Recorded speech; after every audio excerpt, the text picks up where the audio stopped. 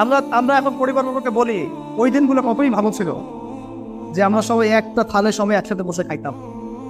এখন এত ব্যস্ততা, এখানে সফর, আমরা একসাথে থালে খেতেও পারে, কিন্তু সত্য একসাথে ভাইরা মিলে পরিবারের সবাই মিলে বসে খাওয়া, হৃদ্যতা বাড়ে, মহব্বত বাড়ে, খাওয়ার ভাগাভাগি করে খাওয়া, পারিবারিক বন্ধন একটা নিয়ামত। এই বন্ধন আল্লাহ যাদেরকে দিয়েছে তারা সৌভাগ্যবান। খুতবা দেওয়ার আগে একটা আজান দেয়া হয় না? দুর্ভাগ্যবশত এই দেশে ওই আজানটা খুব আস্তে আস্তে দেয়, ইমাম সাহেবের মুখের সামনে এসে ছোট্ট ছোট্ট করে দেয় যাতে কেউ শুনতে না পায়, দেয় না এরকম? কিন্তু গোটা বিশ্বে রফিক ভাই এই আজানটাও মাইকে দেয়। আমার কাছে প্রশ্ন করে যে হুজুর, অনেককে ভালোবাসে কিন্তু ধোকা দেয়, আপন রক্ত হয়েও জায়গা সম্পত্তির জন্য, দুনিয়াদারির জন্য ধোকা দেয়, দেয় কি দেয় না? টাকা পয়সা দুনিয়াদারি এমন এক খারাপ জিনিস, আসফালা সাফিলিন বলা হয়েছে এই দুনিয়াকে, নিকৃষ্ট জায়গা। আপনি ধোকা খেয়ে বোকা হবেনি। আমার নবীর কাছে এক সাহাবা এসে বলছে, ইয়া রাসূলুল্লাহ, যাকে ভালোবাসি, যাকে বিশ্বাস করি সেই ধোকা দেয়, চিনবো কিভাবে কে সত্যিকারের বিশ্বস্ত? আমার নবী বলতেছেন, তাহলে সুবিশ্বস্ত হওয়ার একটা ওজিফা দিলেন। সুবহানাল্লাহ বলেন। বলে ইয়া আলিমু ইয়া রহমানু ইয়া রাহিমু, পড়েন ইয়া আলিমু ইয়া রহমানু ইয়া রাহিমু, ইয়া আলিমু ইয়া রহমানু ইয়া রাহিমু, তিনবার পরে বলতেছে, মনে মনে তিনবার পরে যাকে বিশ্বাস করতে চান তার চোখে চোখ রাখেন, রাখার পরে যদি দেখেন চোখ এদিক সেদিক হয়, বুঝবেন তার সাথে সম্পর্ক বেশি দিন টিকবে না। আর যদি দেখেন আপনার দিকে তাকায় আছে, পলক ফেলছে না, 2, 4, 5 সেকেন্ড 10 সেকেন্ড আপনার দিকে তাকায় আছে, বুঝবেন তার সাথে আপনার সম্পর্কটা বজায় রাখবেন কে? আওয়াজ দেয় না কে? আবার দেখো যুবক, কোনো জায়গায় ট্রাই করো না, বুঝে গেছেনি?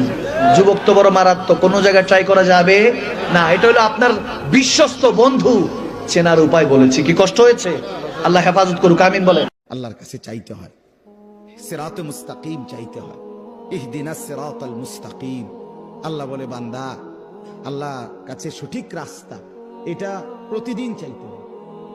এতটা গুরুত্ব কেন দিলেন? ফজরের নামাজ, জোহর, আসর, মাগরিব, এশা, ফরজ নামাজ, সুন্নত নামাজ, নফল নামাজ, তাহাজ্জুদ নামাজ, আউয়াবিদ নামাজ, ইশরাকের নামাজ। আপনি বলেন, আরে আল্লাহ, আমি প্রথম রাকাতে কইছি তো এটা।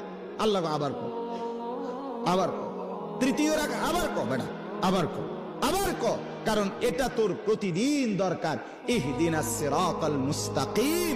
এজন্য আল্লাহ বলে পুরা কোরআন অন্য খান দিয়া, আজকে এদিক দিয়া, কালকে এদিক দিয়া, এই নামাজে এইখান দিয়া, ওই নামাজে ওইখান দিয়া, এই রাকাতে এইখান দিয়া, ওই রাকাতে ওইখান দিয়া বলতে পারো, কিন্তু সিরাতে মুস্তাকিম প্রত্যেক রাকাতে চাইতে থাকো। যতই মেয়েদেরকে বেপর্দা করার চেষ্টা করা হচ্ছে, আলহামদুলিল্লাহ মেয়েদের বোরখার সংখ্যা বাড়ছে। কি বোরখা পড়ছে সেটা পরের কথা, বোরখার সংখ্যা বাড়ছে। এরপরে যারা পড়ছে ওদেরকে আমরা রিকোয়েস্ট করব যে ডিজিটাল বোরখাটা ছেড়ে দেন, যেটা যেটা পরে আপনার দেহের কাঠামো বোঝা যায়, এটা ছেড়ে দেন। ছেড়ে দিয়ে এমন একটা বোরখা বানান যেটা ঢিলে ঢালা, যেটা পরলে আপনার দেহের কাঠামো বোঝা যায় না। উৎসাহিত করেন, যেহেতু তারা পড়েছে, সালোয়ার কামিজ থেকে এই বোরখা এসেছে, ইনশাল্লাহ এই বোরখা থেকে খাস পর্দাও যাবে ইনশাল্লাহ। উৎসাহিত করা উচিত। পুরো জীবনটা এটা হচ্ছে লালসাময় একটা জীবন, লোভ, মরিচিকা, মায়াজাল। এই মায়াজালে আমরা আটকে আছি, ফলে মৃত্যুর কথা আমরা ভুলে গিয়েছি। পাগলের মতো ছুটছি, আরো টাকা লাগবে, আরো খ্যাতি লাগবে, আরো যশ লাগবে, আরো দাপট লাগবে। আমার এত টাকা দিয়ে কি হবে? এত সম্পদ দিয়ে কি হবে? এত ব্যস্ততা দিয়ে কি হবে তোমার? স্টপ, থামুন, অনেক হয়েছে। আন্না